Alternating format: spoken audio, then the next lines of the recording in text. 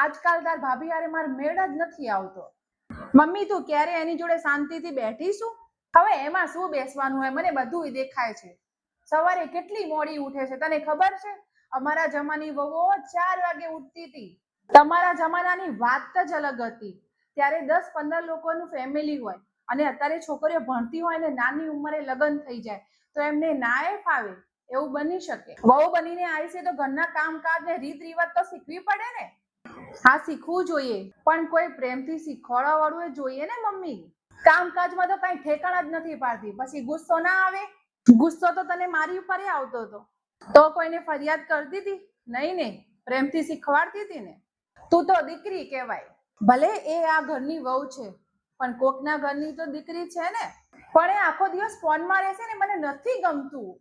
તારી પણ અમુક આદતો એવી હશે જે ભાભીને નહીં ગમતી હોય. એટલે તું કહેવા શું માંગે છે?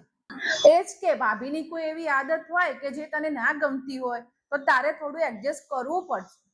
એમના માટે આ ઘર લોકો બધું જ નવું છે તો તું થોડું સમજવાનું રાખ. તારી વાત તો સાચી મમ્મી, ક્યારે વહુને કામ કરતા પોતાનું પણ જોતું હોય છે, પણ હું તો એના માટે બધું કરું છું.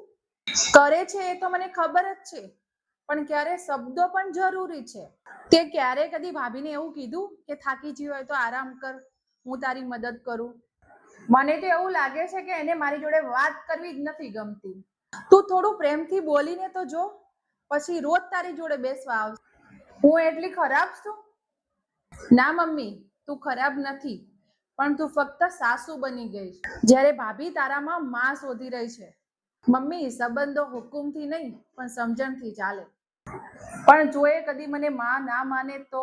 તું એને દીકરી માન તો પછી એ તને માં જરૂર માનશે. તે તો બટા આજે બહુ મોટી વાત કરી દીધી. કારણ કે કાલ સવારે હું પણ કોકના ઘરની વહુ બનવાની છું, તો હું ઈચ્છું છું કે મારી સાસુ મને પણ આવી રીતના સમજે.